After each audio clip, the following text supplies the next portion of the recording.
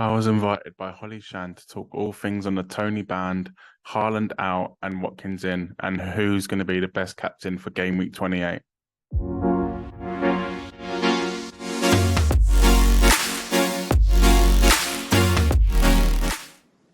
Right, today I'm joined by FPLRoo and we're going to have a quick discussion about Ivan Toney and his impending ban or bans potentially in FPL, because we saw in his second double game week 27 fixture against Southampton, he picked up his 9th yellow card of the season. So that basically means that the next time he gets a yellow card, he's going to get banned for 2 games. Luckily, we've got him available now for blank game week 28.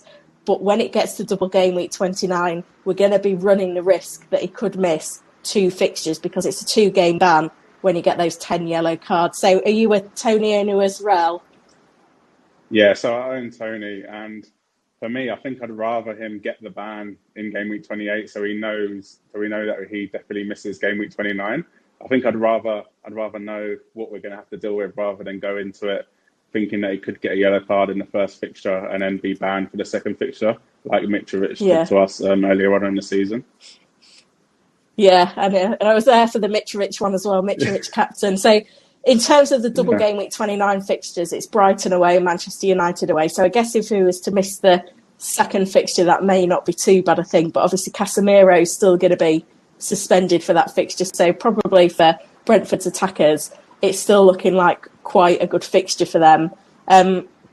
We've also got the FA ban that could be coming as well for those betting charges. So all we know at the moment is that the hearing is in April. So I think Toney's a bit of a ticking bomb now in our FPL squads of a player that we're going to be looking to potentially transfer out soon because of, both of these things, and it could kind of happen simultaneously or consecutively, which is something to deal with. So have you got a rough plan for what you're going to do with Toney given different situations?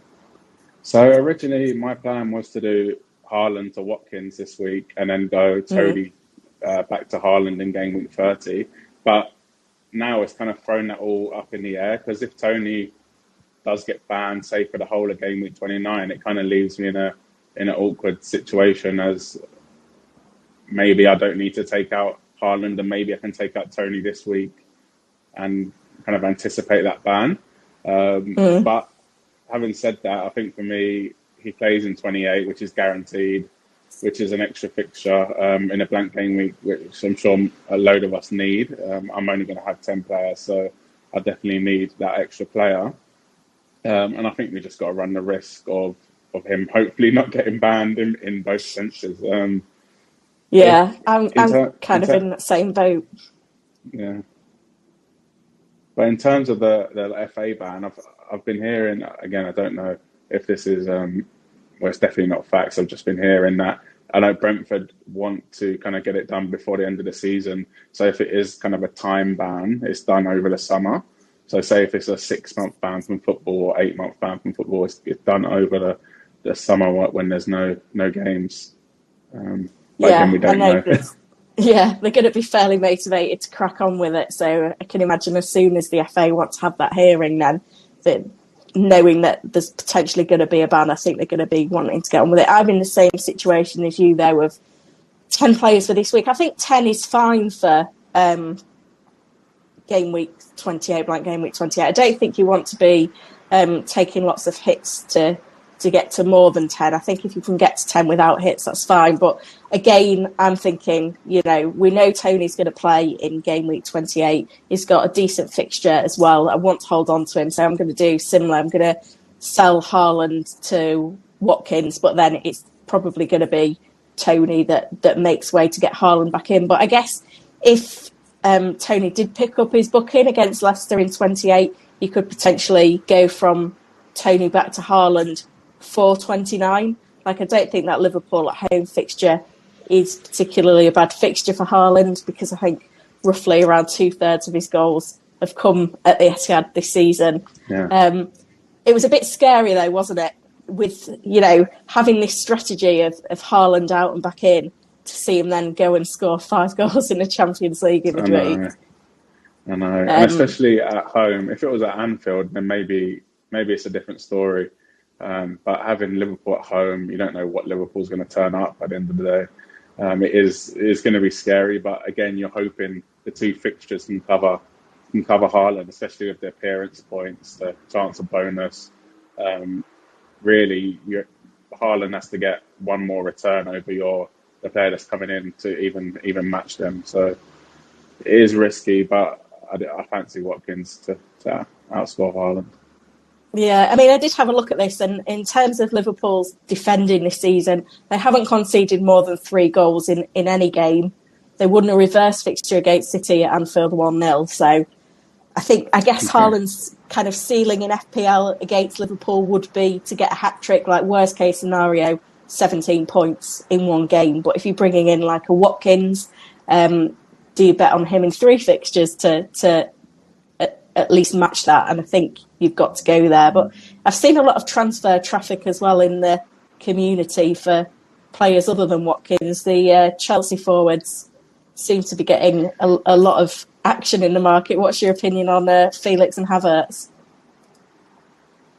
So for a free hit, I think go for it. But in terms of bringing them in to your team, I just don't trust Chelsea's attack. Okay, they scored 3 against Leicester and they've got 2 against Dortmund, but I don't trust them at all, to be honest. I can trust the defence. I think Chilwell, even James, if you want to go for a more risky punt. But in terms of their strike force, Havertz is on penalties, but I just don't trust them to score enough goals, to be honest.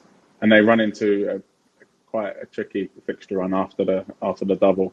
So if you're looking to keep them long time, then it's probably not the right move. Yeah, I feel like I've always got mistrust of Chelsea attackers, especially, given their availability, rotation risks, minutes risks.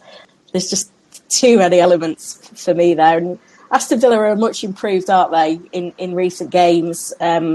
Watkins obviously in form, and we know when he's in this purple patch, he can just keep going and going. So fingers crossed it pays off. Have you got big dilemmas on captaincy for this week? To be honest, no. So it's for me, I think it's Kane or Saka, and I just have to go for the team I support. Really, I have to go Harry Kane. That's the only thing I'm thinking of. Kane does do well against Southampton, so I know he got a hat trick against them a few years ago. And I know Southampton have been doing a little bit better defensively. Clean sheet at Old Trafford and at Stamford Bridge recently, last 3 games. But I just it's hard with the Arsenal midfield. You just don't know where the goals are going to come from. So they scored 3 the other day, and Saka got no returns. So for me, I think Harry Kane's a bit more reliable. Anything Spurs do that's any good, which is not much, is going through Harry Kane. Yeah, I know. It's strange seeing Spurs form this season, thinking that Harry Kane is actually putting together his best season. But, he's got those penalties in his locker. He's, performing pretty well in terms of his goal returns. Like, if Haaland didn't exist, Harry Kane would be in almost everyone's squads and probably a perma-captain at that as well. It's nice to see more of an explosive performance from him against Forest, because he's kind of been consistent, hasn't he? But we've not seen those double-digit hauls from him so much in recent games. But for me, it's the same. Go on. Yeah. I'm saying I've actually got a story about that quickly. So speaking of double game weeks and bans, so earlier on in the season, I took out Harry Kane to bring in Mitrovic and captain him in the double game week. Then he ends up getting his 5th yellow card. And then he's banned, and then Harry Kane goes and gets a monster haul against Crystal Palace away when Spurs won 4-0. So that was hurtful watching 16-pointer he got. So I was cheering on Spurs like, oh, wow, we're winning 4-0. And then at the same time, the player that I've just took out for Mitrovic is getting a monster haul, and Mitrovic is not even playing the second game. So it was horrible. And that must be really hard as a fan, kind of not wanting your player to score because you don't own him in FPL. That's probably a whole different topic, but I think we're fairly well aligned there on keeping Toney for the short term. doing the Haaland hokey cokey with Watkins and Harry Kane captain for game week 28. Thank you so much for joining me. It's been a pleasure.